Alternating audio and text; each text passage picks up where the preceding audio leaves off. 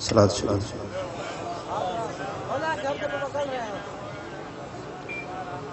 एक बेर वरी मोहब्बत सा सलात।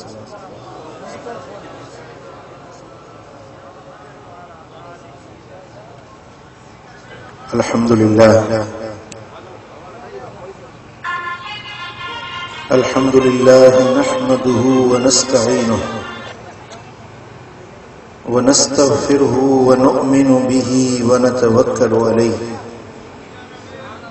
व नऊज़ु बिल्लाहि मिन शुरूरि अनफुसिना व मिन सय्यिआति अअमालिना मन यहदिहिल्लाहु फला मुदिल्ल लहु व मन युद्लिलहु फला हादिय लहु व नशहदु अन ला इलाहा इल्लल्लाहु वहदहु ला शरीक लहु व नशहदु अन्न मुहम्मदन अब्दुहु व रसूलुहु अम्मा बाद फ़अऊज़ु बिल्लाहि मिनश शैतानिर रजीम बिस्मिल्लाहिर रहमानिर रहीम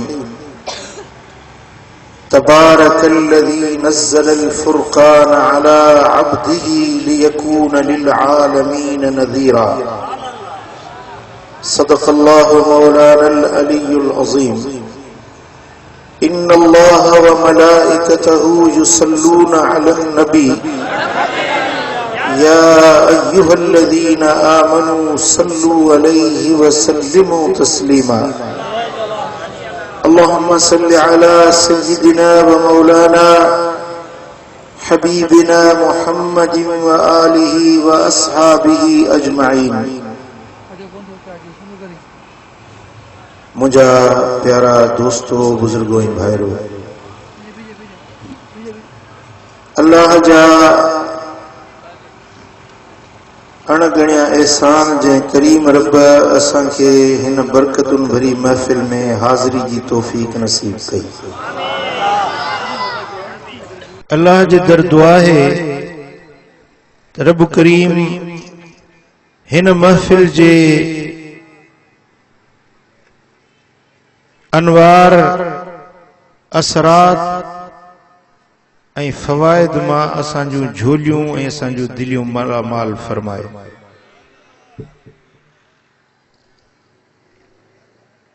प्यारा दोस्तो,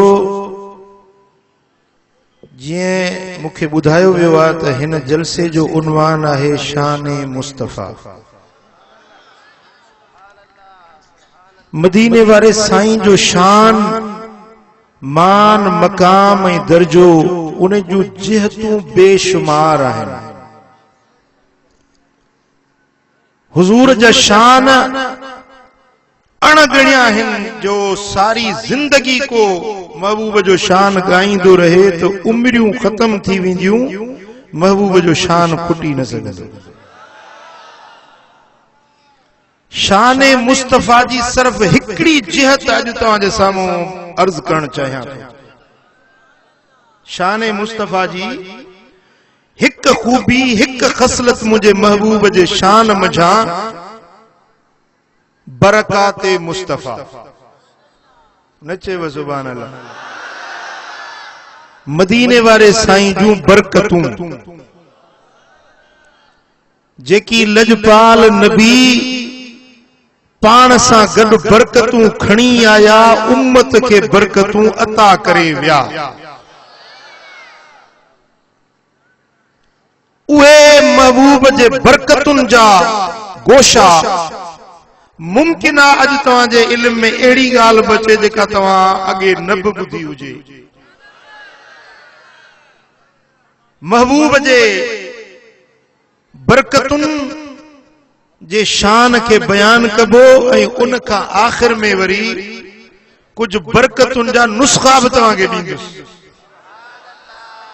त तव्हांजे रिज़्क में बरकत कीअं पवे, तव्हांजे अटे में, लटे में, अझे में, घर में, बच्चन में, औलाद में, अयाल में, रोज़ी में, रिज़्क में बरकत कीअं पवे उन जा नुस्खा भी तव्हांखे ॾींदुसि।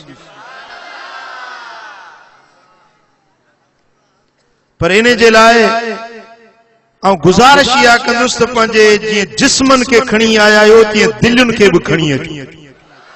इन महफिल में पंहिंजूं दिलियूं बि हाज़िर कयो ऐं रुगे नुक्त चीनी जे लाइ एतराज़ जे लाइ या ॾिसूं वाइसूं त पीर साहब छा थो चवे, इहा नुक्त चीनी वारो ज़हन हिक पासे कर ऐं कुझु पिराइण ऐं कुझु सिखण वारी नियत खणी वे। जेकॾहिं कुझु पिराइण जी नियत सां वेहंदे त आउं यकीन सां तोखे ॿुधायां थो त इंशाअल्लाह कुझु न कुझु पिराए मोटंदे। बाक़ी जे असुल नियत ई ॿी हूंदई त पोइ अंधी जहिड़ी पेके तहिड़ी साहुरे। मदीने वारे साईं जे बरकतुनि जो ज़िक्र थींदो। सब खां अव्वल इहा ॻाल्हि समझजे त बरकत आहे कहिड़ी शइ। प्यारा दोस्तो, शयूं ज़मीन ते हूंदियूं आहिनि पर बरकत उन्हनि में आसमाननि तां नाज़ुल थींदी आहे। शयूं ज़मीन ते हूंदियूं आहिनि पर उन्हनि में बरकत आसमाननि तां नाज़ुल थींदी आहे।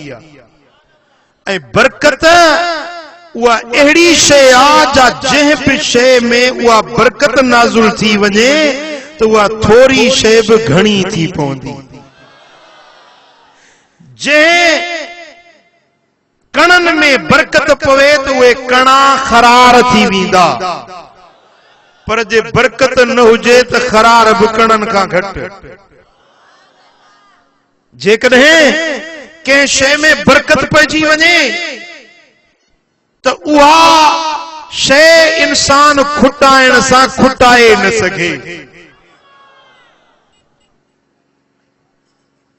इहा बरकत आहे जेका ख़ास अल्लाह जे तरफ़ां अता थींदी आहे।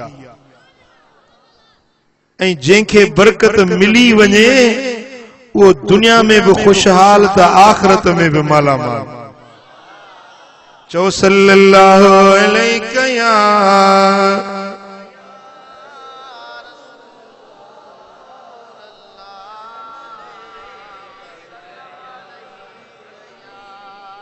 सल्लल्लाहु अलैहि या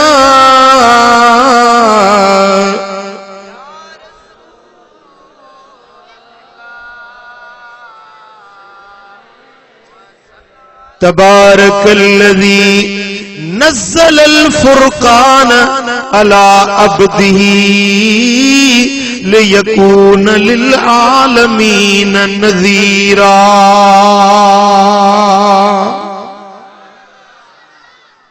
रब तो फरमाए त बरकतुन जे नाज़ुल करण वारी उहा ज़ात तबारकल्लज़ी बरकतुन वारी। इमाम बग़वी तो लिखे त बरकतुन मजा मुराद है मुजीउल बरकत। अल्लाह जी ज़ात उहा ज़ात आ जेका पाण वटूं बरकतूं ज़मीन ते नाज़ुल कंदी आ। उहा ज़ात बरकतुन जे नाज़ुल करण वारी आ जंहिं पंहिंजे क़ुरान पंहिंजे फुरकान के पंहिंजे अब्द मुक़द्दस मिठे मोहम्मद करीम ते नाज़ुल कयो तां त उहो सभिनी जहाननि वारनि जे लाइ बेजारींदड़ बणिजी वञे। जंहिं रब पंहिंजे महबूब ते क़ुरान नाज़ुल कयो आ उहो रब पंहिंजे बरकतुन खे आसमाननि तां ज़मीन ते नाज़ुल करण वारो आ। बी जाए ते रब फरमायो तबारकल्लज़ी बियदिहिल मुल्क। बरकतुन नाज़ुल करण वारी आ उहा ज़ात जंहिंजे हथ में आहे बादशाही। तू चवंदे त वज़ीर आज़म नवाज शरीफ जे हथ में बादशाही आ, तू चवंदे ज़रदारी जे हथ में बादशाही आ, पर रब तो फरमाए त बादशाही मुझे हथ में आ। तबारकल्लज़ी बियदिहिल मुल्क व हुवा अला कुल्लि शैइन क़दीर। भला सुभान अल्लाह चवण ते पाबंदी लगल थो छा? हाँ तांजे राधण में जो पहिरियों भेरो तो जलसो कया।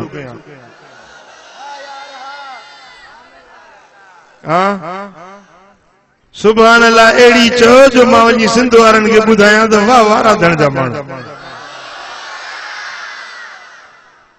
रब्बे कायनात फरमायो त मूं रब जे हथ में, बादशाही मुझे हथ में आ, हुकूमत मुझे हथ में आ, ऐं बरकतूं सब मूं अल्लाह जे हथ में। ऐं मां अल्लाह हुई हर शय जे मथां कुदरत रखण वारो आहियां। ऐं टी जाइ ते रब फरमायो त अला लहुल खल्क वल अम्र तबारकल्लाहु रब्बुल आलमीन। अल्लाह जे हथ में आ आलम खल्क, ऐं अल्लाह जे हथ में आ आलम अमर, ऐं उहो रब उहो मालिका जेको सभिनी जहानन जो पालनहार आ, उहो ई बरकतुन जो मालिका। सुभान अल्लाह। उहे बरकतूं रब जे हथ में वो जंहिंखे चाहे जेतरी चाहे बरकत ॾेई छॾे। मुंहिंजा दोस्तो इहा ॻाल्हि तव्हां पंहिंजे दिल में, पंहिंजे ईमान, पंहिंजे अकीदे में समायो त बरकतुनि जो मालिक केरु आ? बरकतूं कंहिंजे हथ में? चो अल्लाह जे हथ में। पो रब जंहिंखे चाहींदो आ उनखे बरकतूं ॾेई छॾींदो आ। पो सारी कायनात जे अंदर अल्लाह पंहिंजे मर्ज़ीअ सां, पंहिंजे मशीयत सां ऐं मखलूक जे हाल आहर बरकतूं नाज़िल कयूं। घणे घणे बरकतूं ॾिनियूं, जेतिरो चाहियई ओतिरो बरकतूं ॾिनई। पर कायनात जे अंदर हिकड़ी ज़ात मिठे मोहम्मद करीम जी आ, जंहिंखे रब बरकतुनि सां मालामाल करे छॾियो।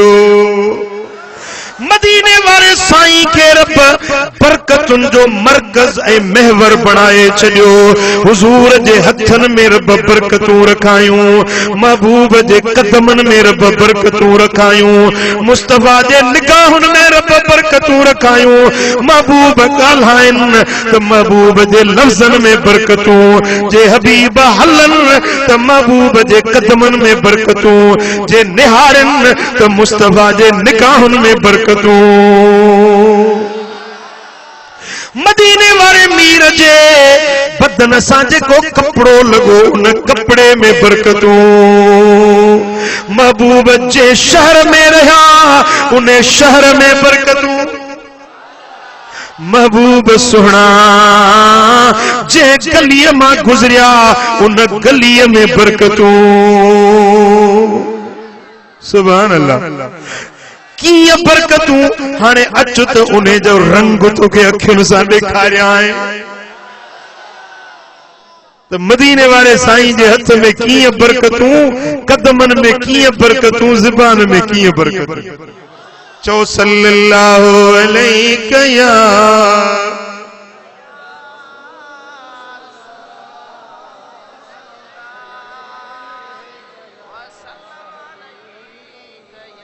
सीरत शामी जे अंदर इमाम साली रिवायत थो आणे। मदीने वारा साईं हिजरत कयूं, मक्का मुकर्रमा के छॾियूं, मदीने पाक ॾे वञनि पिया। काॾे पिया? रब शला सां सभिनी खे मदीनो ॾेखारे। मुझा सोना हबीब मदीने जे रस्ते ते वाट ते हलंदे हजरत सिद्दीक़ अकबर मुझे नबी सां गॾु आ। वाह सिद्दीक़ तुझो शान। मक्के में गॾु, मदीने में गॾु, गार में गॾु, मज़ार में भी गॾु। इन सफरे हिजरत में जरी मन मुझा सोना हबीब गारे सौर में दाखिल थिया है हबीबन के इरादो थियो आराम फरमाइण जो तो सिद्दीक़ अकबर पंजी झोली पेश कया मुझा सोना हबीब बियो को विहाणो कोने मुझी गोद पंजो विहाणो बनायो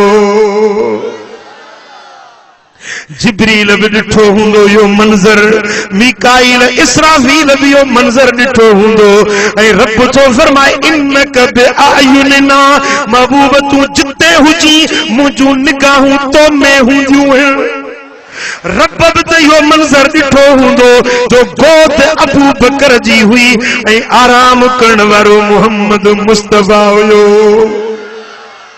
अव्वल आंदो नबीयते अबू बकर ईमान न्याणी दिनई नबी करीम के माल कये कुर्बान जिए रहल मथे कुरान ये हबीब युस हंज में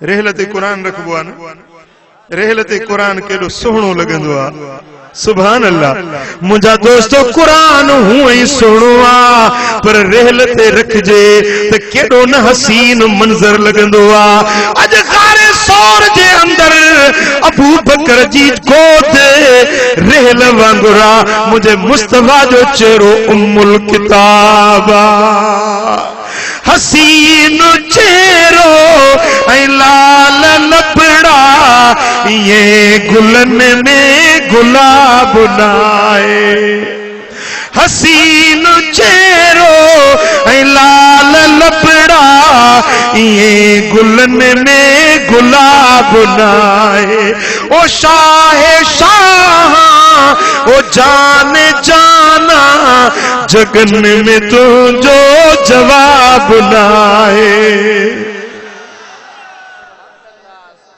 जने तो बोली चपन के चोली मिठा तुम क्यों मखण तो खोली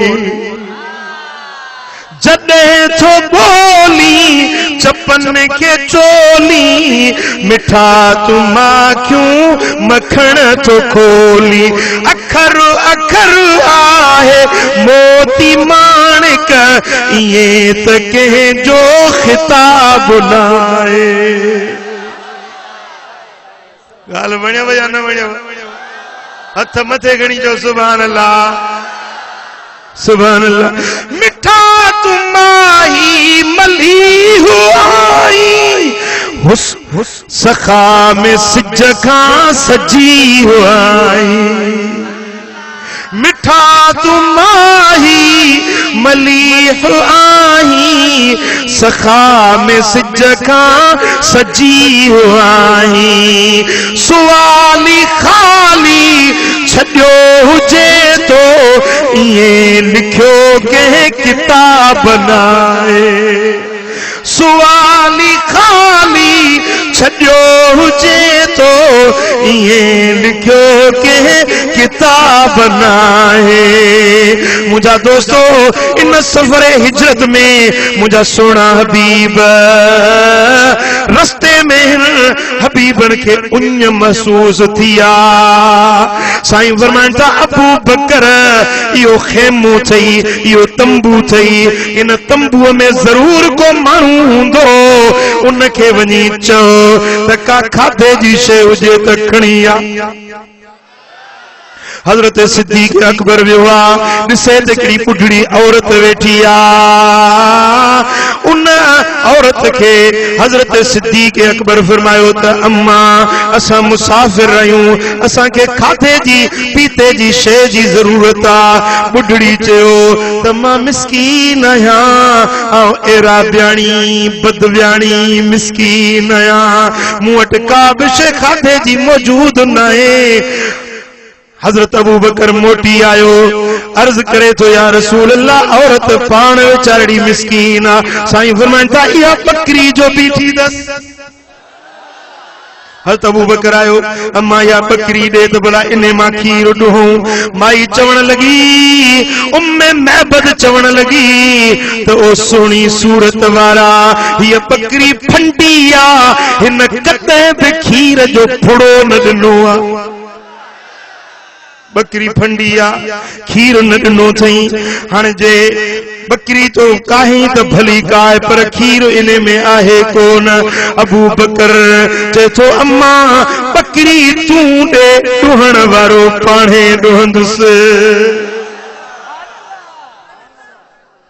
माई बकरी ॾिनी, अबू बकर सिद्दीक बकरी हबीबन जे हुजूर में पेश कया। मुझे दिलबर नबी बकरी जे बदन ते हथ फेरायो, उन्हें जे थनन जे मथा मुझे लजपाल नबी हथ मुबारक फेरायो आ। जने महबूब जो हथ लगी वियो, मूं अर्ज कयो दिलबर नबी जे हथन में बरकत।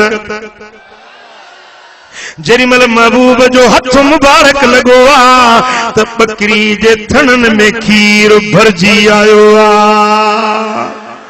प्याले में पान पंजे मुबारक हथन सा खीर ॾुधऊं, प्यालो भरजी वियो। सुभान अल्लाह।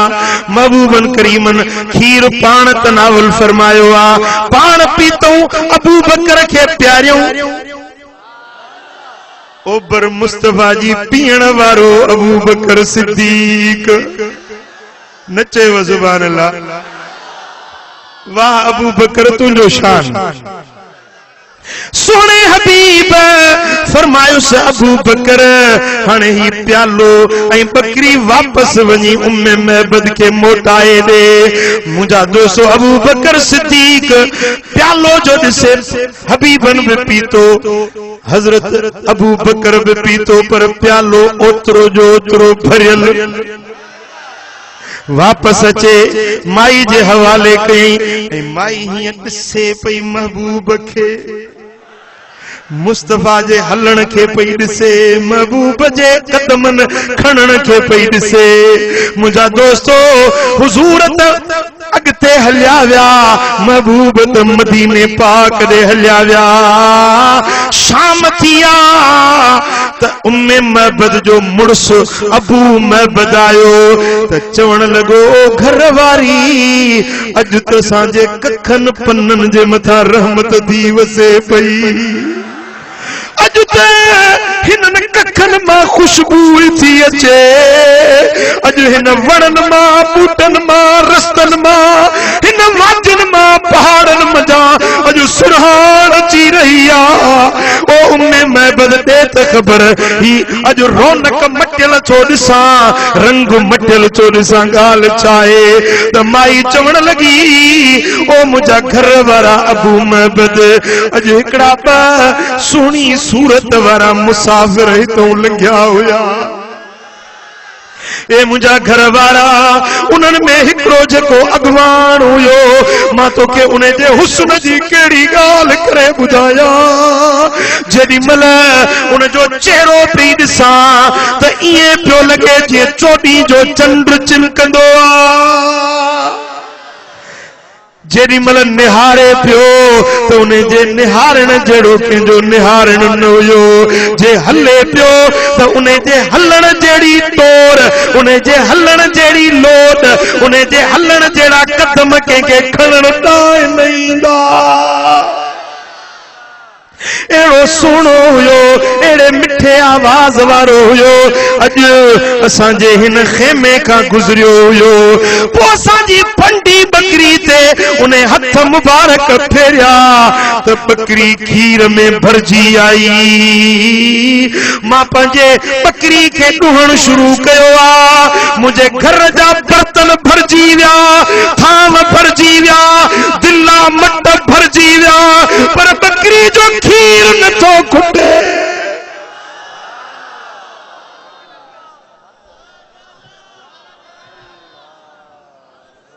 सुभान अल्लाह, सुभान अल्लाह।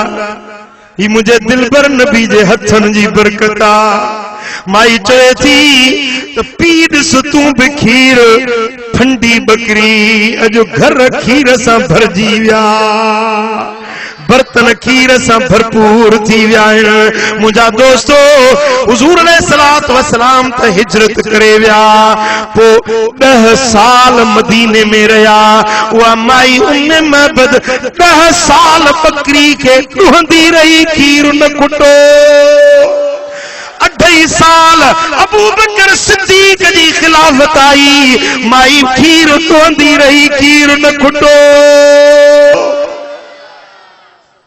हजरत उमर जो दौरे खिलाफत आयो माई बकरी के डोंदी रही खीर न कुटो हजरत उस्मान गनी जे खिलाफत जो जमानो आयो उन बकरी जो खीर डोंदी रही खीर न कुटो हिकड़ो दौर एड़ो आयो जो टुकर पइजी वियो साओ सल्लो न थियो तीलो आबादी न पई थे मानुन जा जानवर मरी विया जेके जेरा बचा टुकरा हीना जानवर थी विया उन्हनि जा खीर खत्म थी विया पर उम्मे महबूब जी बकरी सुबह जो भी खीर जे शाम जो भी खीर जे गाह जो तीलो न मिलेस खाधे जो जरो न मिलेस पर खीर सा बर्तन भरे जे छाजे करे जो हिकड़ो भेरो हबीबन जा पाक हथ लगी विया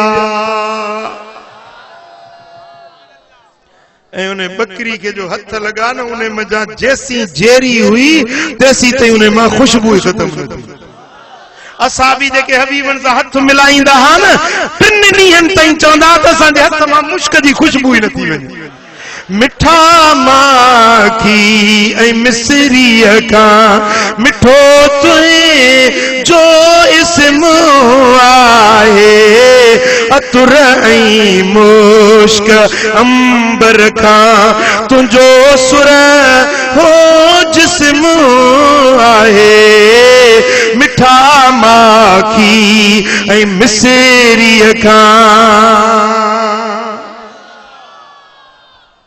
सुभान अल्लाह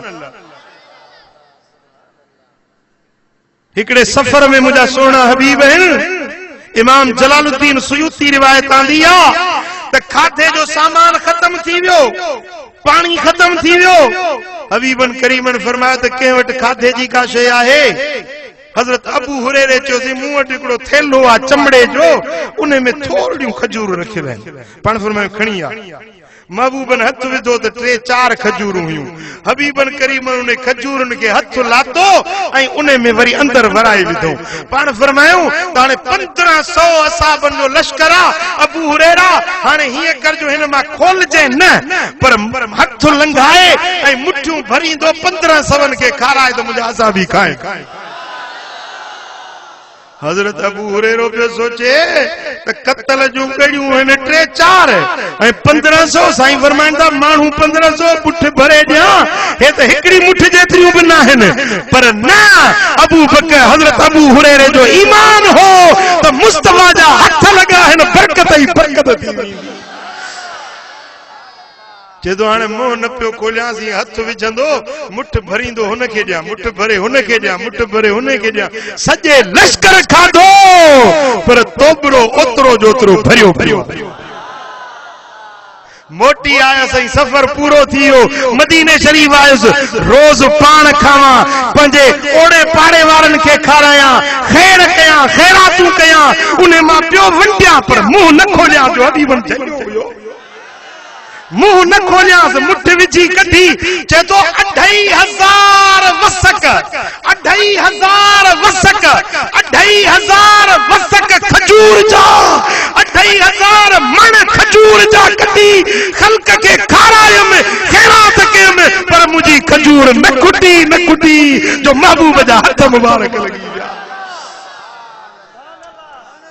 सुभान अल्लाह जे दिहाड़े ते हजरत उस्मान गनी के बलवाई शहीद कयो मदीने में वे बलवाई चढ़ाई करे आया अमीर उस्मान के उन जे घर में शहीद कयो वियो आ उन बलवे में जे तो मुझो गोथरो मुखो गुम थी वियो उन बलवाई खणी विया या काडे वियो वो मानू रोन पे हजरत उस्मान जी शहादत ते तो हजरत अबू हुरैरो पियो रोए ऐं चे पियो त लिन्नास हमन वली हम्मान बैनहुमा हम्मुल जराब व हम्मु शेख उस्मान मानन के हिकड़ो दुखा रोन था उस्मान गनी जे शहादत ते पर मुखे ब दुख आहिनि हिकड़ो उस्मान गनी जे शहादत जो ॿियो मुझे तोबरे जे गुम थी वञण हाउ जे यो गोथरो मूं वटि हुजे क़यामत ताईं विरहाईंदो रहां पर इने जी खजूर न खुटे छो त मदीने वारे मीर जा हथ लगी विया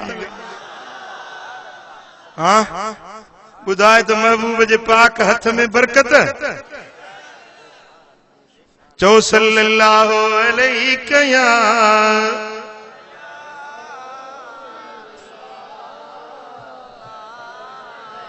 इमाम तबरानी माजम कबीर में रिवायत हो आने हजरत सैयद कुबैशा सैयदा कुबैशा रज़ी अल्लाह ताला अन्हा हुजूर जी असहाबियानिया हाने बुधो त वरी असहाबन जो अकीदो छा हो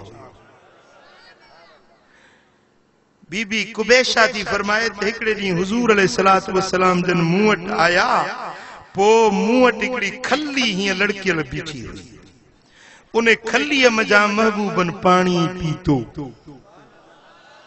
महबूबन पानी पीतो पो दखल अलैहि नबी सल्लल्लाहु अलैहि वसल्लम व इंदी किरबतुन मुअल्लकतुन फशरब मिन फमिल किरबह व हुवा काइमुन जिए खल्ली लड़केल हुई त महबूबन उन्हें में वात मुबारक लगाए खल्लीअ मां पानी पीतो पो साहबियानी चए थी फकतात फमिल कुर्बते अल्तमिसुल बरकत बिसालिका पो उते जिते महबूब जा चप मुबारक लगा वो चमड़े जो टुकड़ो कपे पाण वट रखे छजू खली त हेडे होडे थी विंदी पर इहो टुकड़ो जिते मुस्तफा जा पाक चप लगाए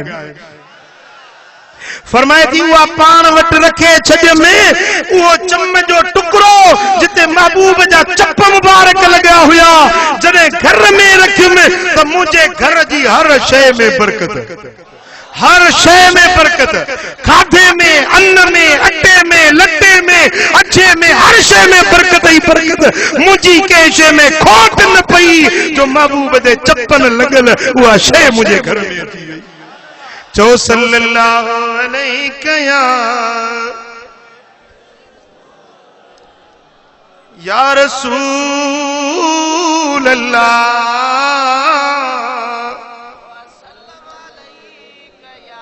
हे त महबूब जे हथन जी बरकत बुधाई वरी महबूब जे ज़बान मुबारक जी बरकत बुधाए सुभान अल्लाह अल इसाबा फी तमयीज सहाबा किताब जो नालो आ अल इसाबा फी तमयीज सहाबा जिल्द 2 सुफ़ो नंबर 523 उनमें हजरत इमाम इब्न हजर अस्कलानी रिवायत छो आणे त हिंदुस्तान में हिकड़ो असहाबी थी गुजरियो आ न चयो सुभान अल्लाह पुट जे वक्त में पाकिस्तान बंगाल हिंदुस्तान हिकड़ो ही मुल्क हुयो बर्रे सगीर जेके सरबो आ उन्हें दौर जी गाल आ त मुझे सोने हबीब जो हिकड़ो असहाबी हुयो जेको हिंदुस्तान में रहो उन जो नालो हो बाबा रतन हिंदी छा बाबा रतन हिंदी किताब जो हवालो मु ताके बुधाए छडियो आ जेके अहले इल्म आहिन से वनी दिसंदा तो उनन के या शे नजर ईंदी बाबा रतन हिंदी इन असहाबी जी उम्र थी 600 साल घणी उम्र 600 साल 6 सदियों पर एडी वडी उम्र किए थियस इहो उहो असहाबी थव जे शकुल कमर जो वाक्यो पंहिंजे अखियुनि सां ॾिठो हुयो बाबा रतन हिंदुस्तान में रहंदो हो हिन असांजे गडियल हिंदुस्तान जो माण्हू हुयो चए पियो त मुंहिंजो पीउ वापारी हुयो उन सां गॾिजी मुल्क शाम ताईं वेंदा हुआसीं वापार जे लाइ हिंदुस्तान जो मुश्क अंबर हिंदुस्तान जूं शयूं खणी असां शाम जे मंडियुनि ताईं वेंदा हुआसीं वरी शाम जूं शयूं खणी ऐं हिते सिंध में हिंदुस्तान में आणींदा हुआसीं पर जॾहिं असांजो शाम दे वञण थींदो हो त रस्तो मक्के ऐं मदीने खां हुयो।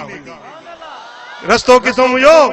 शाम मुल्क दे वञण जे लाइ जेकर हितों बरे सगीर जो माण्हू मुल्क शाम दे वञे, अॼु ताईं बि हवाई रस्ता तोड़े बरी या बहरी रस्ता मुल्क शाम जे सरहदुनि खे वञण जे लाइ विचों सऊदी मजा गुज़रणो पवे थो, पुराणो नालो हिजाज़ मां गुज़रणो पवे थो।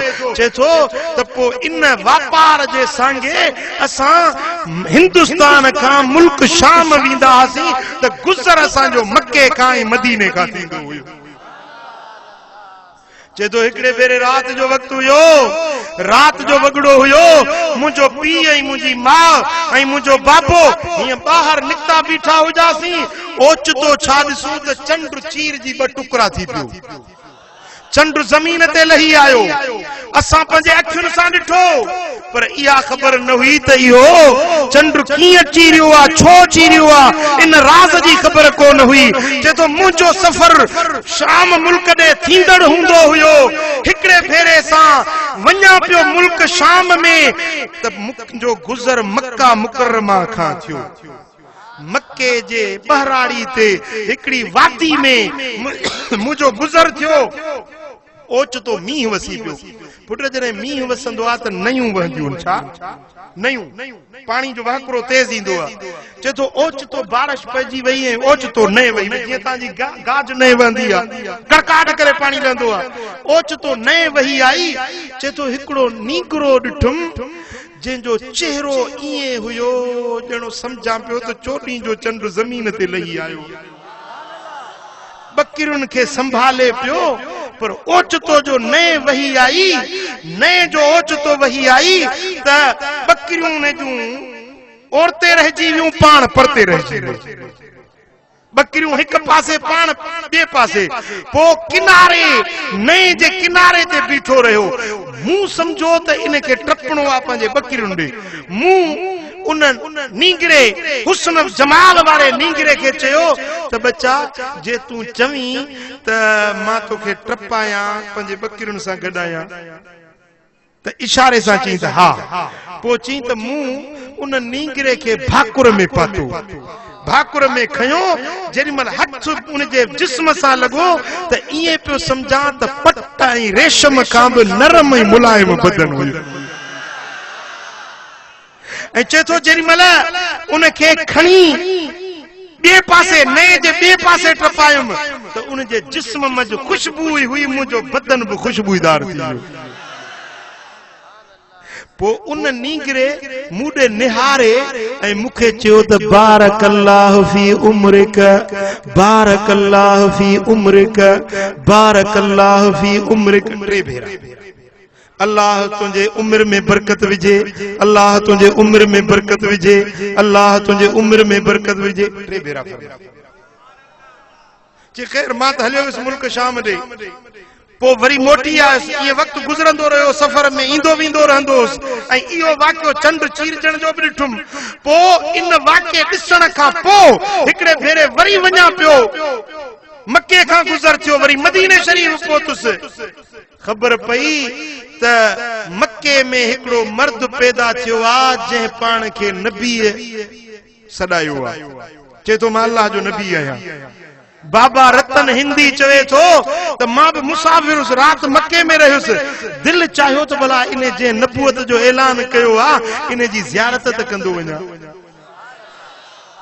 पुछा कंदो नबी किथे आहे? चयूं त ओ इहो मस्जिदुल हराम में वेठो आहे। चई वेझो वियुसि। मूंखे ॾिसी ऐं मुर्कियो, मूंखे ॾिसी, सुभान अल्लाह, मूंखे ॾिसी ऐं मुर्कियो ऐं चवण लॻो त मूंखे सुञाणी थो, मूंखे सुञाणी थो। मूं चयो नसी मां तव्हांखे नथो सुञाणां। त फरमाइण लॻो त मां उहो आहियां जंहिंखे तो वादी टपायो हुयो, मां उहो आहियां, मुंहिंजो नालो मोहम्मद आहे। मूंखे यादि आयो मुखे याद आयो तो बराबर हिकड़े नीगरे के हुस्न जमाल वाले के मु ने टपाई हुई बराबर ही उहो ही नीगरो आ पो मुखे चवण लगो तू मुते ईमान आन इस्लाम आन मुसलमान थी चीसी भला जे तू नबी आही त का निशानी बुधा पाण फरमायो त तो चंड चीर पे कोन डिठो तो ही तुझे पिए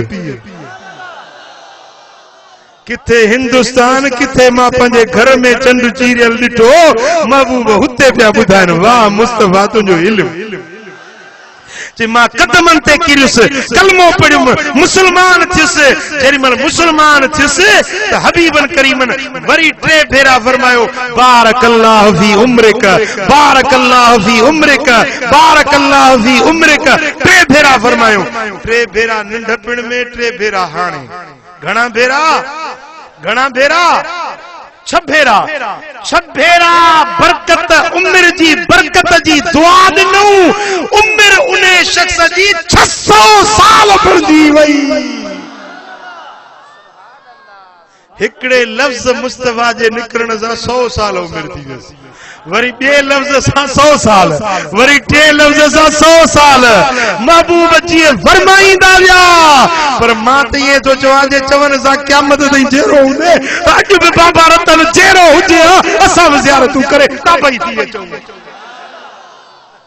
हां सुभान अल्लाह हे मुझे महबूब जे पाक ज़बान जे लफ्जन जी बरकत आ हबीबन दुआ घुरी अल्लाहुम्मा बारिक लना फी मदीनतिना ए मुझा मौला असां जे मदीने में बरकत विझ मदीने जे मेवन में बरकत विझ मदीने जे मांजुन में बरकत विझ मदीने जे पानिन में बरकत विझ हबीबन दुआ घुरिया ए मुझा मौला जेका मक्के में बरकत नाज़िल कई हुई मुझे मदीने में पीनी बरकत नाज़िल कर अब आज के मदीनो दिसी आया हो से हथ तो मदे गणो अल्लाह कंदो सभिनी के रब मदीनो ॾेखारींदो अल्लाह कंदो सभिनी के मदीने वारे साईं जो दीदार थींदो साईं जेके मदीने विया हो तव्हां के पतो हुंदो त मदीने में बरकतूं छा है जन न ॾिठो आ मां अखियुनि ॾिठो शाहिद ॾिठो आहे मुझो मुशाहिदो तो कसम सां तो चवां मानी हुंदी चैन जणन जी न चैन जणन जी मानी लगाए वेठा सी खाइण जे ला 4 फकीर ॿिया बची विया 8 ॼणा खाई वेंदासी मानी बची पवंदी खुटंदी न मुझो हिकिड़ो दोस्त अरब सगोरो मदीना मुनव्वरा जो चए पियो त साईं असांजी फैमिली विरहायल आहे कुझु असांजा फर्द रियाज़ में रहंदा आहिनि कुझु जिद्दे में रहंदा आहिनि कुझु मके में रहंदा आहिनि मां मदीने में रहंदो आहियां पोइ असांजो पाण में बिरादरी जी सलाह थियल आहे त ईद गॾु कंदासीं पो कदे ईद सजो घरानो सजो सब फैमिलियों गड थींदियूं रियाज़ में ईद रियाज़ में कंदासी कदे जिद्दे में कंदासी कदे मक्के में कंदासी कदे मदीना मुनव्वरा में कंदासी कसम सा पियो अरब सगोरो चेसी असांजी फैमिली सजी गड थींदी आ पो जे साल मदीने में ईद कंदा हूं पो 300 रियाल जी मानी वठो त सजो घरानो सजी फैमिली खाई वने तब मानी बची पवे पर जे रियाज़ में ईद कयूं या जिद्दे में ईद कयूं त 3000 रियाल जी वठो मानी त पूरी कोन पवे चे पेसी वाह जी मदीने में बरकत आ वाह जी मदीने में बरकत आ सुभान अल्लाह मुझा दोस्तों मदीने जे मेवन में बरकत मदीने जे मानन में बरकत मदीने जे मानन में बरकत सल्लल्लाहु अलैहि या रसूल अल्लाह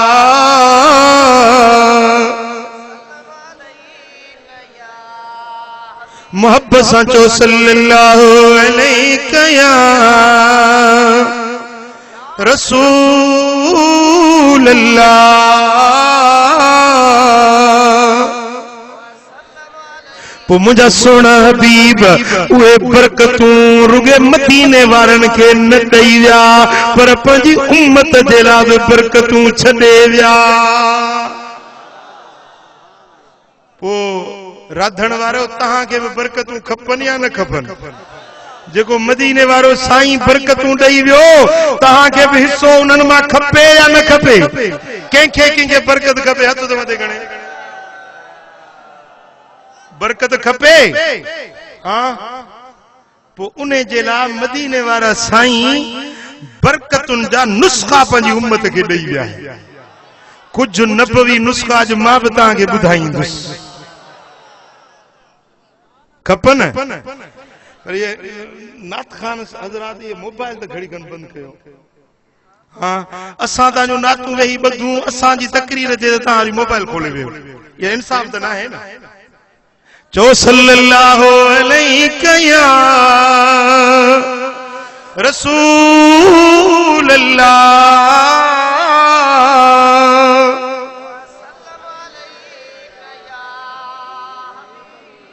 जेकरे चाहो था तो तवाजे घर में तवाजे रिज़्क में तवाजे माल में बरकत पवे तो पहिरियों नुस्खो वठो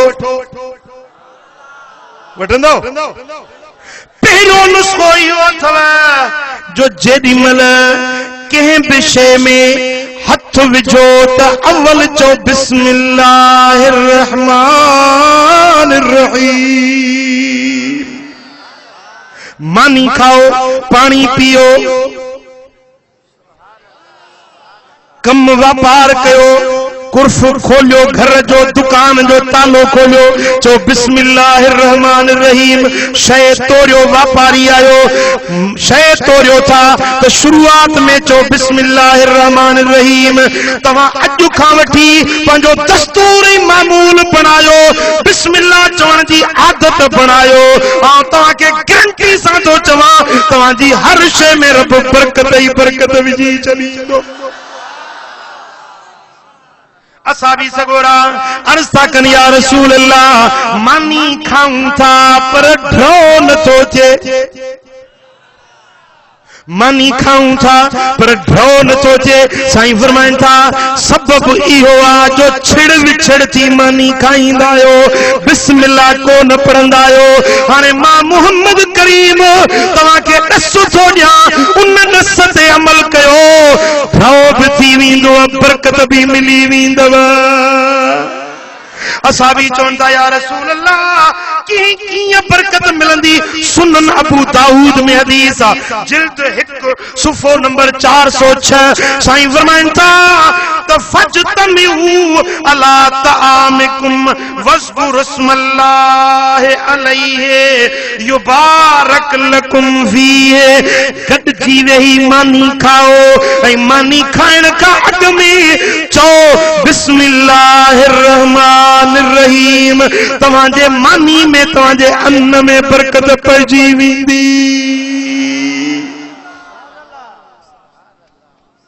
हाणे असांजे घरनि में गॾजी मानी खाईंदा आहियो तव्हां हाँ ज़ाल जुदा खाईंदी पुट जुदा खाईंदो पर केॾी महिल त ईअं कयो न दस्तरखान लॻाए सभई गॾजी वेही मानी खाए ॾिसो त केॾी प्यार ऐं मोहबत थी पाण में पैदा थिए ऐं तव्हांजे रिस्क में केॾी बरकत थी पवे नबवी तरीक़ो ईअं आहे नौकरनि सां बि गुलामनि सां बि मदीने वारा साईं गॾजी वेही मानी खाईंदा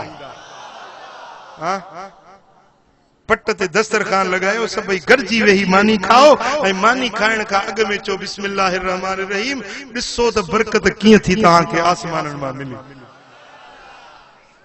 नुस्खो सवलो आहे न जी भला जेकॾहिं चओ था तव्हांजे कारोबार में बरकत पवे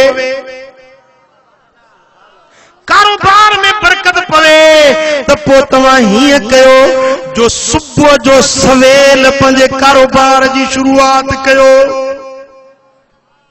जॾहिं बि को कम शुरू करण चाहियो था कारोबार शुरू करण चाहियो था तो आगाज सुबह का कयो व्यापार जे लाइ वञो था तो सुबह जो वञो जेॾी महिल पंहिंजो दुकानदार आहियो दुकान खोलियो था सुबह जो खोलियो दुकान जे लाइ सौदो वठण वञो था सुबह जो सवेल निकिरी वञो जेकॾहिं सब्जी मंडी में वञो था सुबह जो वञो अनाज मंडी में वञो था सुबह जो वञो कारोबार कयो था सुबह जो कयो छो त मदीने वारे साईं दुआ घुरी आहे अल्लाहुम्मा बारिक लि उम्मती फी बुकूरिहा, ए अल्लाह मुझी उम्मत जे सुबहन में बरकत विझ। हबीबन जी दुआ जा लफ्ज़ आहिनि, अल्लाहुम्मा बारिक लि उम्मती फी बुकूरिहा, ए अल्लाह मुझी उम्मत जे सुबहन में बरकत विझ। मुंहिंजा दोस्तो जे बाबा रतन खे रुगे इएं चयूं त अल्लाह तुंहिंजी उम्र में बरकत विझे त 100 साल उम्र वधी वियसि। भला हीअ जेका दुआ उम्मत खे ॾेई विया आहिनि, इन में बि को असर हूंदो या कोन हूंदो? ॻाल्हि सम्झो था न? हाणे सुबुह जे टाइम जी जेका निंड है न, नौम सुबहत तुमन उर रिज़्क, सुबुह जी निंड रिज़्क के रोके छॾींदी आहे।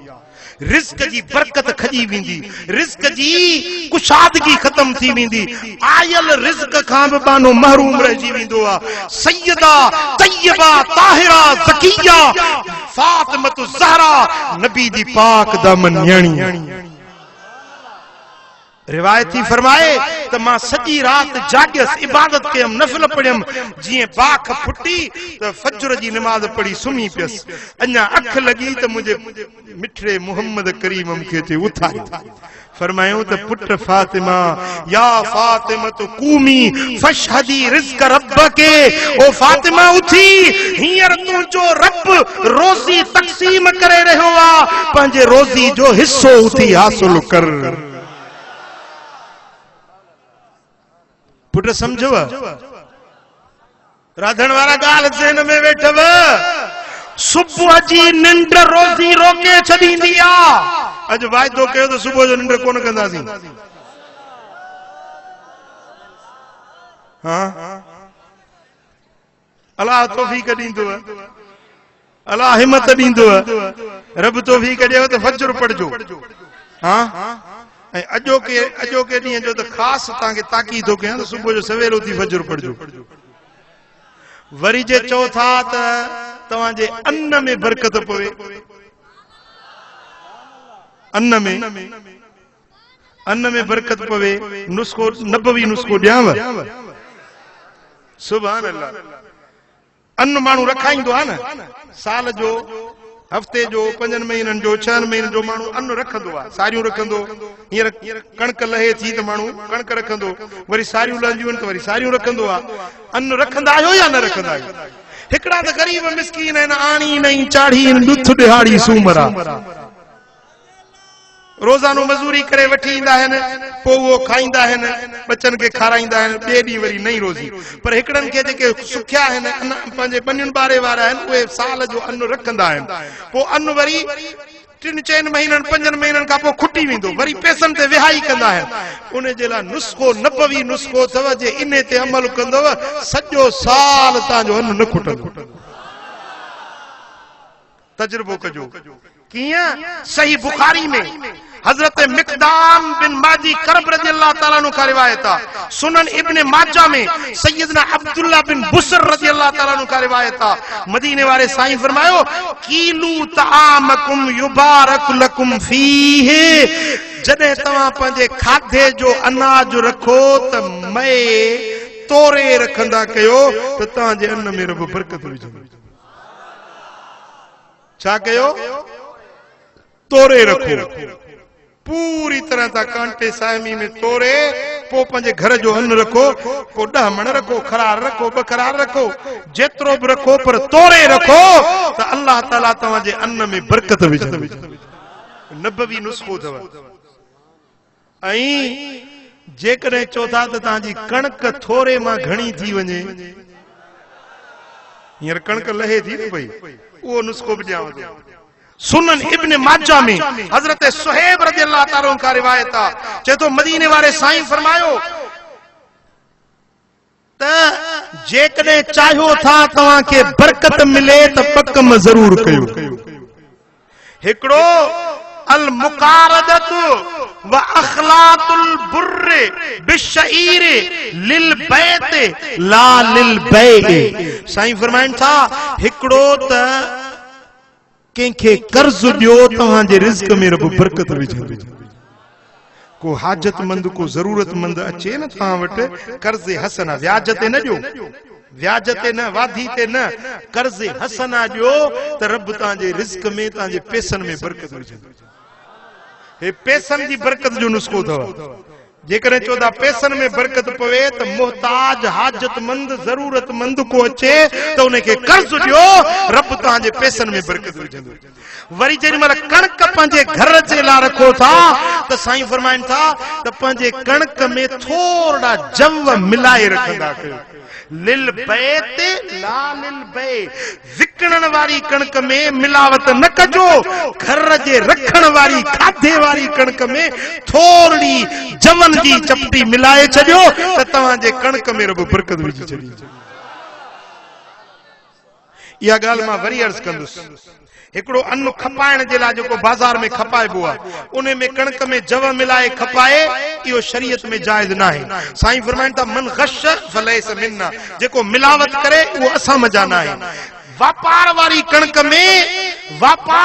कणक में मिलावट न कभी जेका घर जे खाधे जी कणका उन्ने कणक जे अंदर जव मिसलन तवा 20 मण कणक खाधे जी रखो था उन में 1 किलो जवन जो वठी अचो जवन जो किलो वठी वो उन्हें 20 मण ते हिय छटे छडियो पो उहा रखे छडियो बोरन में या गुंदड़े में या गुदाम में रखे छडियो सजो साल खाइंदो इंशाअल्लाह कणक कोन खुटंदो मदीने वाले साईं जो दस अब गाल समझ में आयो भला जे चौथा त मानीअ में बरकत पवे मानीअ में बरकत पवे हदीस पाका मुस्नद अहमद बिन हंबल में सुनन इब्ने माजा में हदीसा हजरत अब्दुल्ला बिन अब्बास तो रिवायत करे मदीने वाले साईं फरमायो इज़ा वुदिया ताम फखुजू मिन हाफतिही व ज़रू वसतहु फइन्नल बरकत तंजिलु फी वस्तिही जेरिमल मानी मिलेव त मानीअ जा कन्ना खाईंदा कयो किनारन का खाईंदा कयो छो त बरकत मानीअ जे विच में नाज़िल थींदी आ जे विच खाई विंदो त मानीअ जी बरकत खत्म थी वेंदी कन्नन का खाईंदा वञो त मानीअ में बरकत पवंदी अब गाल समझो हाणे अक्सर माण्हुनि जी आदत ई आहे जो मानी खाईंदा आहिनि त हे कन्नन खे कटींदा हेॾे उछलाईंदा दबकी थे कन्ना न खाईंदा उहे पासे ते रखंदा वेंदा विच विच छो तो विच नरम थींदो आहे न उहो विच खाई वेंदा साईं फरमाइनि था त मानीअ जे विच में बरकत नाज़िल थींदी आहे या बरकत आसमानन ता इंदी या तवाजे मानियुन में जेकरे विच न खाओ किनारन का खाओ तो ताजी मानीअ में बरकत पवंदी सुभान अल्लाह मुजा दोस्तों ऐं सोहना हबीब फरमाइन था तसगिरुल खुब्ज़ व अक्सिरु अदद युबारक लकुम फीह जेरिमल मानी खाओ त मानीअ के भन्यो मानीअ के हे अधड़ वरी हे चौथड़ पो हिय करे दबकी ते रखो पो हे नंढा नंढा टुकड़ा करे पो मानी खाओ साईं फरमाइन था त ताजी मानीअ में बरकत पवंदी ये नबवी नुस्खो थव पैगंबरी नुस्खो थव मानी सजी न खाओ बल्कि मानीअ के भञी खाओ मानी जो विच न खाओ मानीअ जा कन्ना खाइण शुरू कयो अल्लाह ताला ताजी मानीअ में बरकत विझंदो ऐं जेकॾहिं चाहियो था तव्हांजे घर में बरकत पवे त कुलू जमीअन वला तफरकू मानी गॾिजी खाओ छिड़ विछड़ थी न खाओ फइन्नल बरकत मअल जमाअत साईं फरमाइनि था त बरकत जमाअत सां गॾु आहे गॾिजी मानी खाइण में बरकत आहे अकेले खाइण में बरकत नाहे जे चाहियो था त तव्हांजे रिज़्क में तव्हांजे अन्न में तव्हांजे खाधे में बरकत पवे त गॾिजी खाईंदा कयो सुभान अल्लाह सुभान अल्लाह केवला मुर्शिदन करीमन वटि सालाना उर्स मुबारक में वडी जमात लखन जो तादाद में इंदी आहे माण्हू रुगे शहर मातली जा ॾिसण ईंदा आहिनि त एतिरा माण्हू मानी 5 मिंटनि में खाई कीअं था वञनि चोसी असांजी शादी थींदी आहे पोइ 1000-1500 माण्हू ईंदा आहिनि त असां विढ़ी पाटड़नि सां हिक ॿिए जा मथा फाड़े विझंदा आहियूं हिते लखे माण्हू गॾिजी मानी खाइनि था ऐं बिस्मिल्लाह गॾिजी थी थिए 10-10 ॼणा पाटड़े ते वेठा आहिनि मानी खाई इत्मीनान सां सॼी ख़ल्क़ खाई उथी थी वञे पर का बि अफरा तफरी नथी थिए वाह जो फ़क़ीरनि जे खाधे में बरकत आहे मानू ऑफिसर दिसण जे लाइ ईंदा आहिनि ॾिसूं थी फ़कीर मानी खाए कीअं था ओ मिठा जे नबवी तरीक़े ते मानू अमल कंदो न त उन में बरकत ई बरकत आ, रहमत ई रहमत आ, कुशादगी कुशादगी। ओ मिठा वरी जेॾी महिल चओ था त तव्हांजे शयुनि में बरकत पवे त का बि शइ विरहायो त अव्वल वॾड़नि खे ॾियो। कंहिंखे ॾियो? वॾड़नि खे ॾियो। हुज़ूर अलैहिस्सलातु वस्सलाम जन हिकिड़े ॾियारे ॾंदण हुजे महबूबनि जे हथ में, चाहियूं त इहो ॾंदण पंहिंजे सहाबनि मां कंहिं हिकिड़े खे ॾियां त जिब्रील आयो, अर्ज़ कई कब्बिर कब्बिर कब्बिर या रसूल अल्लाह कब्बिर। महबूब जेको वॾी उमिरि वारो वॾी उमिरि वारो वॾी उमिरि वारो उन खे ॾे। हबीबन मजलिस में निहारियो जेको सभिनी में वॾी उमिरि वारो हुयो पाण ॾंदण उन जे हवाले कयो। राधण वारो जे चाहियो था त तव्हांजे शयुनि में बरकत पवे त पोइ ईअं कयो जो पंहिंजे वॾड़नि जी संभाल लहो। साईं फरमाइनि था अल बरकतु मा अकाबिरिकुम, बरकतूं तव्हांजे वॾड़नि सां गॾु आहिनि। हीअ ॻाल्हि क़ाबिल तवज्जो आहे। साईं फरमाइनि था अल बरकतु मा अकाबिरिकुम, बरकतूं तव्हांजे वॾड़नि सां गॾु आहिनि। तव्हांजा वॾी उमिरि वारा जेकी कुराड़ा पोड़ा अबो आहे अमड़ आहे नानी आहे ॾाॾो आहे मासी आहे चाची आहे मामी आहे, वॾी उमिरि वारा माण्हू इन्हनि सां गॾु बरकतूं हूंदियूं आहिनि। हाणे असांजे मुआशरे में छा थी वियो आहे, कुराड़ो अड़े पोड़ा तो त भेण मगज़ ई खाई वई, तूं त बस कर। कुराड़ो वीचारो ॻाल्हाईंदो, हिकिड़ो माण्हू पियो चवे चएसि जंहिं घर में न कुराड़ो हुजे उन्हनि खे कुते धारण जी ज़रूरत ई न आहे। कुते जो कमु भौंकण आहे, कुराड़ो सॼो ॾींहुं पियो भौंकंदो। माज़अल्लाह माज़अल्लाह अस्तग़फिरुल्लाह। मुंहिंजा दोस्तो वॾड़नि खां नफ़रत न कयो। साईं फरमाइनि था अशैख़ फी क़ौमिही कन्नबी फी उम्मतिही, वॾड़ी उमिरि वारो तव्हांजे अंदरि ईअं आहे जीअं नबी पंहिंजी क़ौम में इज़त वारो हूंदो आहे। जनाकुर हिन क़ौम पंहिंजे वॾनि जी इज़त करण छॾे ॾिनी आहे, उन ॾींहं खां वठी बरकत खजी वई आहे। फितना फसाद झेड़ा झगड़ा क़ौमुनि में बिरादरियुनि में तॾहिं आया आहिनि जो तव्हां वॾड़नि जी इज़त करण छॾे ॾिनी आहे। ओ मिठा ओ मुजादा अचो मोटी अचो पंहिंजे नबी जे तरीक़े ॾे, ॾिसो त तव्हांजो घर घर जन्नत बणिजी वेंदी, तव्हांजे रिज़्क़नि रोज़ीनि में बरकत पइजी वेंदी।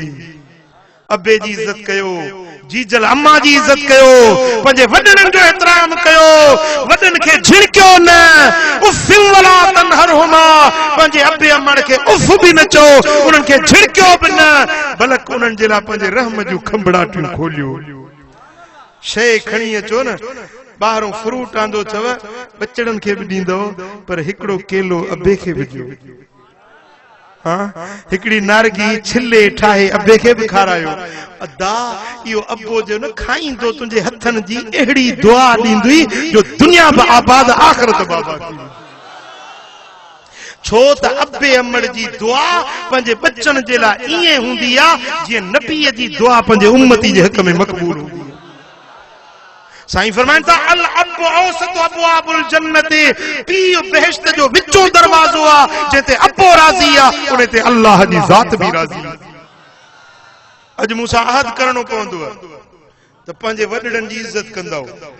हथ मथे खणो, हे बीठल जेके आहिनि हेॾो वारा बि वॾड़नि जी इज़त कंदव, वॾड़नि जी फर्मा बरदारी कंदव।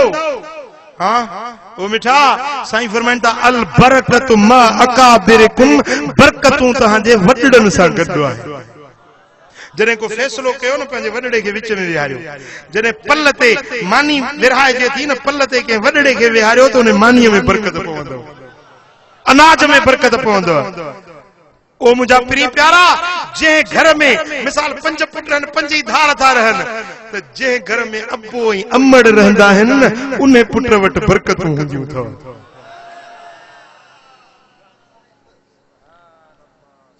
पंहिंजे अबे अमड़ जी ख़िदमत कयो, उन्हनि खां दुआ वठो ऐं उन्हनि जे सदके रब करीम तव्हांखे बरकतुनि सां मालामाल कंदो। ऐं हिकिड़ी ख़ासि ॻाल्हि ख़ासि वापारियुनि जे लाइ, शयुनि वठण विकिरे करण वारनि जे लाइ हिकिड़ो बरकत जो नबवी नुस्ख़ो अथव। थकजी तो कोन पिया आहियो न। हाँ साईं फरमाइनि था मन बा दारन लम यजल समनहा फी मिसलिहा लम युबारक लहू फीहा। जेको घर खपाए ऐं उन मां घर नथो वठे त उन जे पैसनि में बरकत न पवंदी। वरी समझो साईं फरमाइनि था मन बा दारन जे माण्हू घर विकियो घर खपायो त उन घर जा जेके पैसा वरतई उन मां उन खे खपे त ॿियो बि वरी घर वठे। ऐं ॿी हदीस में आ ला युबारक फी समन अर्दिन वला दारिन ला युजल फी अर्दिन वला दारिन। जेको जमीन जो टुकड़ो खपाए ऐं जमीन नथो वठे, घर खपाए ऐं घर नथो वठे, प्लाट खपाए प्लाट नथो वठे त उन जे पैसनि मां बरकत खजी वेंदी। घर खपायो त घर वठो, प्लाट खपायो त प्लाट वठो। जेकॾहिं तव्हां जमीन खपायो था तो उन मां जमीन वठो त तव्हां जे लाइ इहो बरकत जो सोना। साईं फरमाइनि था तव्हां जे पैसनि में, तव्हां जे बनी में, तव्हां जे घर में रब बरकत नाज़िल कंदो। ऐं वापारियुनि जे लाइ ख़ासि बरकत जो नुस्ख़ो मुझे सोने हबीब फरमायो, इमाम बैहकी सुनल कुबरा में रिवायत आंदी आ, हजरत खालिद बिन अबी मालिक तो रिवायत करे त मदीने वाले साईं फरमायो त जॾहिं वापार कयो त गिराक यानी सौदे वठण वारो ऐं वापारी सौदे ॾियण वारो जेॾी महिल सौदो कयो था त हथ हथ में मिलाईंदा कयो। हथ मिला हेरे ॾिसो उथी बि हीअं कयो, सौदो वठी सौदो ॾेई ऐं उन सां हथ हीअं मिलाईंदा कयो, हथ वठी ऐं हीअं हथ लोॾींदा कयो। साईं फरमाइनि था त उन वापारी खे बि बरकत मिलंदी ऐं वठण वारे खे बि बरकत मिलंदी। ये नबवी नुस्ख़ो आहे। ओ मुंहिंजा दोस्तो, मुंहिंजा सुहिणा हबीब फरमाइनि था अल बरकत फिल मुमासहते, बरकत हथ मिलाइण में ऐं हथ खे लोॾण में आहे। ऐं हिकिड़ो बरकत जो आख़िरी नुस्ख़ो थो ॿुधायांव जंहिंसां तव्हांजी हर शइ में बरकत पवंदी। जॾहिं न मींहुं वसे, बारिश जूं कणियूं पवनि त पोइ हीअं कयो जो पंहिंजो बदन खोले मींहं में बीहंदा कयो। मींहं जूं कणियूं तव्हांजे मथां पवंदियूं त तव्हांजे अंदरि बरकत नाज़िल थींदी। हदीस पाक में अचे थो त हज़रत अनस रज़ी अल्लाह ताला अन्हु रिवायत थो करे ऐं इहा हदीस अथव सही मुस्लिम जे अंदरि, सही मुस्लिम में हदीस आहे त जेॾी महिल हज़रत अनस फरमाए थो त हुज़ूर अलैहिस्सलातु वस्सलाम जन वेठा हुया त ओचितो मींहुं वसण लॻो। महबूबन छा कयो जो पंहिंजे बदन मुबारक जो कपड़ो हटायूं, कमीस हुई या चादर वेड़ियल हुई उहा हटायूं। फहसर रसूलुल्लाह सल्लल्लाहु अलैहि वसल्लम सौबहु, महबूबन पंहिंजो कपड़ो मुबारक हटायो। हत्ता असाबहु मिनल मत्र, तां जो मींह जा कतरा मुस्तफा जे पाक बदन जे मथां पिया। मींह जा कतरा मदीने वाले साईं जे बदन ते पिया। फकुलना या रसूल अल्लाह लिमा सनअत हादा, या रसूल अल्लाह ही तव्हां इएं छाजे लाइ कयो? मींहुं उठो तव्हां कपड़ा मुबारक हटाए मींह जा कणा पाण ते वसाया आहिनि, महबूब इएं छो कयो? काल लिअन्नहु हदीस अहदिन बिरब्बिही तआला, हबीबन फरमायो त हे मींहुं हींअर हींअर मुंहिंजे रब वटों आयो आहे, ताज़ो ताज़ो ताज़ो ताज़ो मुझे रब वटों आयो आहे। ऐं चाहियां थो त मुंहिंजे बदन ते इन मींह जा कतरा पवनि जेके ताज़ा ताज़ा मुंहिंजे रब वटों आया। सुभान अल्लाह। मदीने वाले साईं जो सौट हजरत अब्दुल्ला बिन अब्बास रज़ी अल्लाह ताला अन्हु हिकिड़े ॾिहाड़े वेठो हो कचहरी में, सहाबन पंहिंजनि सां, संगतियुनि पंहिंजनि सां वेठो हो ऐं ओचितो मींहुं वसण लॻो त पाण पंहिंजे गुलाम खे फरमाई त उखरुज फिराशी व रहली युसीबहु मिनल मत्र, पंहिंजे गुलाम खे चई त वञ मुंहिंजो बिस्तरो खणी ॿाहिरि मींहं में विझ ऐं मुंहिंजे उठ जो जेको पलाण आहे न उहो बि खणी ॿाहिरि मींहं ते रख, त त माण्हू जेके वेठल आहे उन्हनि चयोसीं ईअं छाजे लाइ? पाण फरमायूं त मदीने वारे साईं खां मूं ॿुधो आहे त जंहिं शइ ते मींहं जा कतरा पवंदा आहिनि उन शइ में अलाह ताला बरकत नाज़िल फरमाईंदो आहे। मां चाहियां थो त मुंहिंजे बिस्तरे ते बि बरकत वसे, मुंहिंजे उठ जे पलाण जे मथां बि बरकत वसे, इन बरकत वारे बिस्तर ते सुम्हंदुसि त मूंखे बि बरकत वसे। मां जेॾी महिल इहा हदीस पंहिंजे किताब में लिखी, हे किताब जंहिंमां मां हींअर तव्हांजे अॻियां हदीसूं बयान कयूं आहिनि, इहो मूं हिकिड़ो किताब लिखियो आहे, इंशाअल्लाह तव्हांजी ख़िदमत में पेश थींदो जल्दी। किताब जो नालो आहे मवाइज़ हसना जिल्द चौथों। उन में ये बरकत जा नुस्ख़ा मूं लिखिया आहिनि। जॾहिं मूं इहा हदीस लिखी पे मूंखे दिलि में ख़्यालु आयो त असांजे सिंध में बहराड़ियुनि में इहो रवाज हुयो जो जॾहिं मींहुं वसंदो हो त असांजा वॾड़ा ईअं कंदा हुआ जो गोॾियूं ॿधंदा हुआ, पुठाड़ा उघाड़ा करे ऐं ॿाहिरि निकिरी ऐं पोइ चवंदा भेज भेज भेज मौला भेज, ईअं चवंदा। हाणे त उहे रवाज ई ख़तम थी विया आहिनि। समझो था त इहो मूं जॾहिं इहा हदीस पढ़ी त पोइ मूं सम्झो त इहा जेका असांजे सिंध में रीत हुई या इहा रस्म हुई, इहा अबकनि बुज़ुर्गनि खां शायदि शुरू थी हुजे। इन जो असुल बुनियाद हुज़ूर जी सुन्नत आहे। हुज़ूर अलैहिस्सलातु वस्सलाम जन खुद ये फरमायो आ त मींह जा कतरा जे बदन ते पवन, जे शइ ते पवन, या हीअं कयो जे मींह जा फुड़ा, मींह जो पानी गॾु कयो, मींह जो पानी गॾु कयो, पोइ को बीमार थी पवे उनखे मींह जो पानी पियारियो, इंशाअल्लाह शफ़ा मिलंदसि। हज़रत मौला अली शेर खुदा हैदर करार वटि जॾहिं मींहुं वसंदो हो न त पाण करीम हज़रत मौला अली शेर खुदा मींहं जो पानी गॾु कराए रखंदा हुया। पोइ जॾहिं बि को बीमार थींदो हो त क़ुरान शरीफ़ जूं 2-3 आयतूं पढ़ी ऐं उन पाणीअ ते शुकारींदा ऐं उहो मींहं जो पाणी मरीज़ खे पियारींदा त मरीज़ चङो भलो। माण्हुनि चयोसीं इहो कहिड़ो इलाज तव्हां हथ कयो आहे? पाण फरमाईंदा हा त वनु नज़िलु मिनल क़ुरान मा हुव शिफा। रब फरमाए थो क़ुरान में असां उहा शइ नाज़िल कई आहे जंहिंमें शिफा आहे। ऐं वरी मींहं जे बारे में रब फरमायो अंज़लना मिनस समाए माअन मुबारका, आसमान तां असां पाणी जेको मींहं जो नाज़िल कयूं था इहो बरकत वारो पाणी आहे। क़ुरान में शफ़ा, मींहं में बरकत, बरकत ऐं शफ़ा ॿई गॾु बियूं त पोइ बीमारी किथे बचंदी? बीमारी बुंड पटे भजी वेंदी। नबवी नुस्खा छॾिया अथऊं त घर घर मेडिकल स्टोर बणिजी वियो आहे। माउ जूं दवाऊं जुदा, पीउ जूं दवाऊं जुदा, छोकिरे जूं दवाऊं जुदा, जारा सॼा भरिया पिया आहिनि दवाउनि सां। कल्ह हिकिड़ी जाइ ते वियुसि, हिकिड़ो माण्हू पियो चएसि जेतिरा बि घर जा भाती आहिनि सभु बीमार, सभु किरिया पिया आहिनि। हाणे का दुआ घुरो। मुंहिंजो इहे बीमारियूं असां पाण पंहिंजे हथनि सां पाण खे ॾिनियूं आहिनि। खाधा मशकूक, खाधा मिलावट वारा, ऐं मुंहिंजा दोस्तो सुन्नत ऐं शरीयत वारो रस्तो असां छॾे ॾिनोसीं। मुंहिंजा दोस्तो हबीबन करीमन फरमाया त रोज़ानो पंधु हलंदा कयो, तव्हां कॾहिं बीमार न थींदो। छा कयो? छा कयो? पंधु हलंदा कयो, तव्हां कॾहिं बीमार न थींदो।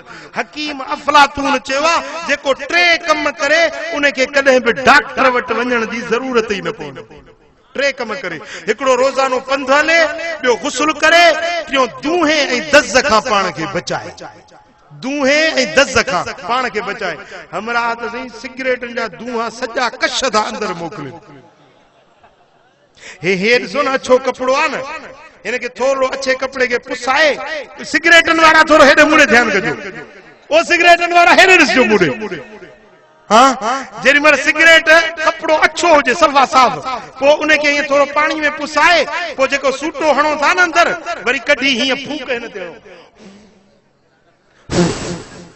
फूक हणंदो, इहो कपिड़ो आलड़ो हूंदो न सॼो मेरो थी वेंदो, कारो थी वेंदो। हिकिड़ी फूक सां अछो कपिड़ो कारो। हाणे हे जो रोज़ानो 150 फूकूं थो हणी, अंदर जो हाल छा थींदो हूंदो? सिगरेट पीअण वारा मुंहिंजो छा थो बिगाड़ी, पैसा बि पंहिंजा साड़ी, सीनो बि पंहिंजो साड़ी। सिगरेट पीण वारा बे जो छाथो बिगाड़ी अरे पैसा भी पंजा साड़ी सीनो भी पंजो साड़ी चेहरो आ चंद्र जहिड़ो बारी बनायो तुझो तूहे अंदर चो उनके कारो करे थो काढ़ी ए जी हितां ताजे राधण मागे हलंदी न कोयलन वारी रेल गाड़ी कोयलन वारी दुहा कढंदी वेंदी हे भी सिगरेट पी हुई है कोयलन वारी इंजन वाला दुहा कढंदो ओ चेहरो आ चंद्र जहिड़ो भारी बणायो तुझो तूहे अंदर चो उनके कारो करे थो काढ़ी पैसा भी पंजा साड़ी सीनो भी पंजो साड़ी सिगरेट पीण वारा भला जेके आदती आयो न चौथा नथा छॾे सघूं हिन फ़कीर वटि फोटा खणी चो पढ़ी ॾींदो सा मुफ्त में पैसो भी कोन वठंदो सा फी सबीलिल्लाह फोटा खणी चो छॾण जो इरादो जो हुजे अज़ुर जे अंत नियत में ही रोलो हुंदो त पोइ फ़ाइदो कोन थींदो छॾण जो इरादो हुजे फोटा खणिया पढ़ी ॾींदो सा इंशाअल्लाह ताला सिगरेट हुक्को चिल्म नास नसवार नशो या शराब ठरो चिल्म या भली खणी हीरोइन जो मवादी हुजी इंशाअल्लाह ताला छॾे वेंदे गारंटी सां थो चवां मूंखे मुंहिंजे पीर नुस्खो ॾिनो आहे सिगरेट वारनि जे लाइ मूं वटि नुस्खो आहे छॾण जो इरादो हुजे फोटा खणी पढ़ी ॾींदो सा इंशाअल्लाह ताला छॾे वेंदे सिगरेट न पी हकीम अफलातून चवे थो दूहे खाई दस खां पाण खे बचायो रोज़ानो गुस्ल कयो ऐं रोज़ाना पंध हलो तव्हांखे तबीब डॉक्टर वटि वञण जी ज़रूरत ई न पवंदी ओ बेटा ये बरकत है जेका मदीने वारे साईं पंहिंजे उम्मत खे सेखारी आहे इन नुस्खन ते अमल कंदे रब करीम तोखे तुझे इज्जत में बरकत विझंदो तुझे माल में बरकत विझंदो तुझे बच्चन में बरकत विझंदो तुझे घराणे में बरकत विझंदो तू दुनिया में भी खुश गुजारींदे आखिरत में भी खुश गुजारींदे ऐं आखिरी नुस्खो बरकत जो तो नमाज इते न ॻाल्हाइजो छो त नमाज ॾुखी आहे न हां ॾुखी आहे न नमाज न नमाज पंज वक्त पढ़ तो तुझे कणन खे रब खरार करे छॾींदो नमाज पढ़ तुझे इज्जत में बरकत पवंदी नमाज पढ़ तुझे माल में बरकत पवंदी नमाज पढ़ तुझे बच्चन में बरकत पवंदी नमाज पढ़ तुझे घराणे में बरकत पवंदी तुझे दुकान में तुझे मकान में तुझे कारोबार में हर शे में मुझे रब बरकत ही बरकत विझे नमाज पढ़ ऐं रोज़ानो 313 भेरा दुरूद पढ़ मदीने वारे साईं जे मथा सलात पढ़ ये ब नुस्खा एड़ा कामयाब नुस्खा थी हिकिड़ो दुरूद ॿियो नमाज ॿई नुस्खा मिली वञनि इंशाअल्लाह ताला दुनिया आखिरत में तो शाहूकार ऐं माला माल बणजी वेंदे अल्लाह ताला जल शानो शार असां सभिनी खे बरकतूं नसीब फरमाए मदीने वारे साईं जे दर जी गुलामी नसीब फरमाए अल्लाहुम्मा सल्लि व सल्लिम व बारिक अला हबीबिना मुहम्मद व अला आलिहि व सहबिहि अजमईन اللهم يا رب بالمصطفى بلغ مقاصدنا واغفر لنا ما مضى يا واسع الكرم يا الله ان ساری جماعت راضی تھی या अल्लाह हिन सारी जमात लुत्फो करम कर पंहिंजे हबीब जे सदके राज़ी थी मौला असांजा हथड़ा खाली न मोटा असांखे बरकतूं नसीब फरमा ए मुंहिंजा मौला असांखे बरकतूं नसीब कर या अल्लाह ग़ैबी बरकतूं नसीब फरमा गुनाहन खां बचा बुरायुनि ऐं बेफरमानियुनि खां बचा मदीने वारे मीर जे बरकतुनि मां असांखे बि हिस्सो नसीब फरमा मौलाए करीम असांजा हथड़ा खाली न मोटा कर्ज वारनि जा कर्ज लाह मुश्किल ज़दनि मुश्किलातूं आसान फरमा हाजतमंदनि जूं हाजतूं रवा फरमा करीम रब पंहिंजे हबीब जे सदके असांजा हथड़ा खाली न मोटा इन्नल्लाह व मलाइकतहू युसल्लूना अलन नबी या अय्युहल्लज़ीना आमनू सल्लू अलैहि व सल्लिमू तस्लीमा अल्लाहुम्मा सल्लि व सल्लिम व बारिक अला हबीबिना मुहम्मदिन व आलिहि व सहबिहि अजमईन।